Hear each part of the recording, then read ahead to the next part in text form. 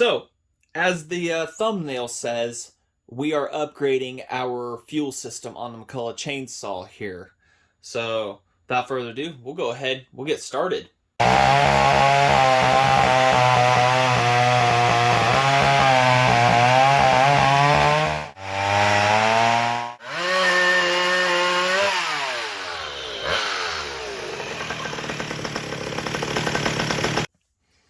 Okay, so when I talk upgrade, it's exactly that. We are going to go from this Wick system that McCulloch used for many, many years, and it worked, but it was fraught with problems and everything. And as you can see, what it was is it was pretty much this held down by this, and then the top of the tank held the pressure, held it down to keep it in place and sealed off. What it did was the fuel, there would be a suction here created from the carburetor. It would create suction, and it would have the suction and everything through here. It forced this to create the suction here, and of course fluid wanted to travel from, wetter to drier areas and stuff. So it relied on that, and it created a suction that would come in here, and this was a giant filter too, is essentially what it was and is.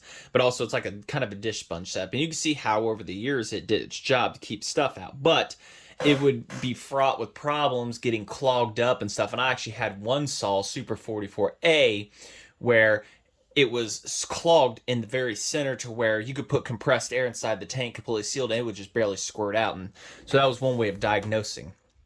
And you can clean these wicks out and everything, but at what point, do you not find them anymore, or do you upgrade to something more modern? So we're going to retire this system on here. And to do that, I've already gone ahead and I JB welded this. Now, JB weld itself is not going to be good for just using as gas resistance and everything.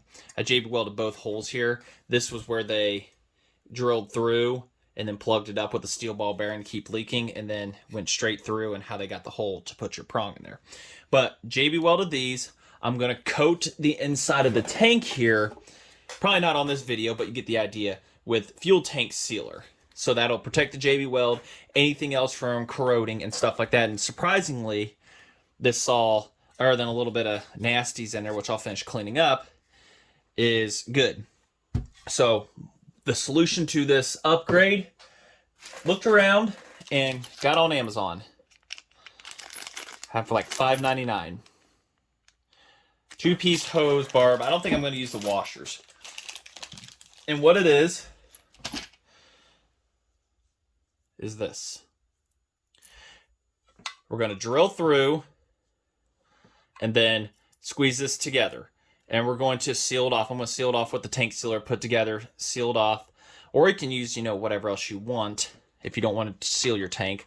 And it's going to sit in between and grip that. So we're going to have an inlet, a brand new inlet and outlet, and we'll be able to have hose that sits inside here and does, normal modern day chainsaw kind of things and everything. So, you rotate your hose, you whatever and stuff like that. It's able to do as a good pickup. At least I'd see it as a more viable pickup for in here. So what we're going to have to do, we're going to have to figure a spot to drill and everything. And I guess this is going to be a, I don't know how you even call it anymore. I'm at a loss for words in here. Spoiler alert. We're going with the Tilderson carburetor. So we've got tons of room over here to have the barb come out and come down to the Tilly carb, hopefully. Because you can see down there, you put the carburetor in and you've got virtually no room to work. You can see the barb outlets, and that's pretty much it for your fuel line. So hopefully what I'm able to do here is, and I can cut the barb shorter if I wanted to or whatever, but have a barb set up here and be able just to have it much easier access up at the top here and just come right down. I mean, because the top of the tank, yeah, this is the top, I guess, right here, wherever I did with the top of this fuel tank. Ah, here it is. I mean, I guess a guy could go through the top of this one too. That actually seems like a much better idea to do. Get a little more height So we might actually do that instead. I wasn't even thinking about that. I got thinking for a second. I'm like, wait, all the other tanks like the Super Pro 125 and stuff, they're all top. Okay, so we won't drill through here. Scratch that idea. We're going to drill through the top of this one. And I'm still going to coat the inside. I got to finish cleaning up crud and everything, but I got the gasket off of it. So we'll go ahead and we'll drill one right, yay. And that'll give us more than enough area up on top to fish a line down through the bottom there. So I'll get stuff set up here, and we will go ahead and we will drill. Now I don't even think I have a drill bit big enough to fit this right here. So as you can see, I don't. So we'll have to get the Dremel tool. We'll have to sit there and whirl it out and everything. But I think overall this is going to be a much needed upgrade. And it's not going to interfere with the anything. So these, that's going to be perfect. None of that go through tank line stuff and everything anymore. And probably upgrade some saws that already have a through, like a CP125 and SP125. This setup right here is going to be amazing. Probably even do this to the racing saws tank if I can figure that out, because it's all soldered together. So I got to figure that out. But these are going to be a pretty big lifesaver when it comes to upgrading fuel systems. So I'm Yammering. Let's go ahead. Let's get started. Alrighty. So we'll go ahead. I'm thinking, I'm probably making this overcomplicated with rocket science, but I'm thinking somewhere right about there. So a little dab of spit on the white. There we go. Just like right. It's got a vintage flavor to it. Right there seems about good. And that will be more than enough to help us get our job of what we're trying to accomplish here.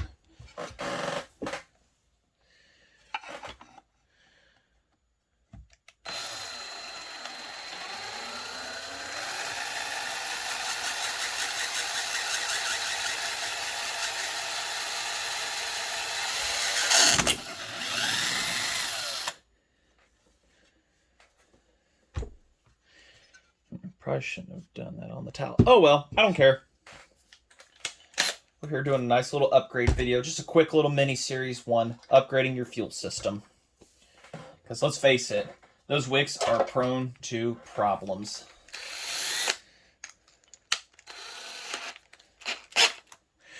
And while you're here, go ahead and hit that subscribe button, guys. I think those that have, the percentage went from 85% to 80% that watch my videos that are not subscribed. So we're making progress.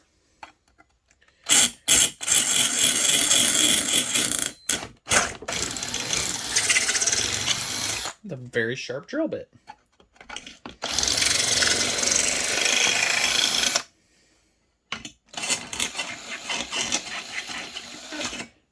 Dremel tools work great. Proper size drill bits are awesome.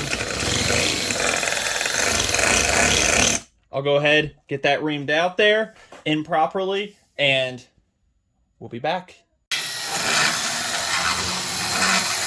You know, for $15 off of Amazon, I have put these through everything they shouldn't have been put through.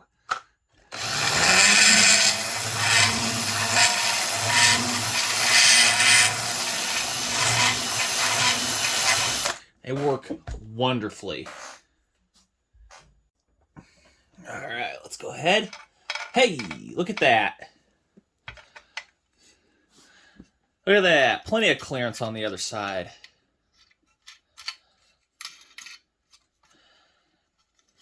And I'm not going to go through the whole tank coating thing and everything, but just get you guys the idea of what we're doing here. So, there we are. Nothing blocking your way through there. And we've got that there, and a lot of mess here. So, pretty simple. Just a couple drill bits.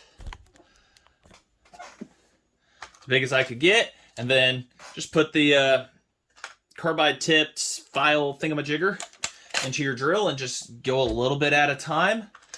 And you're pretty much set. Like I say, you sealed up with whatever pleases you. There's, you know, any kind of those weird washer sealing. You can make your own gaskets, seal all. Yeah, thread sealing tape might do the job too, you know, so. All right, I just figured, you know, that'd be a cool little upgrade right there. And we're going to hope it works. So, I was going to say, you know, thanks for watching, and just a quick little deal here. Well, of course it wouldn't be appropriate to show how everything's going to look real quick, you know. Still got to finish cleaning everything, but I think that is a much needed upgrade. And also this, a much needed upgrade. Not a flat bottom tilly in there. I got to cut this off here, everything, but I think that's going to work good. What do you guys think? So, a little Tygon fuel line, get a pickup and stuff, and we are going to be set. Thanks for watching.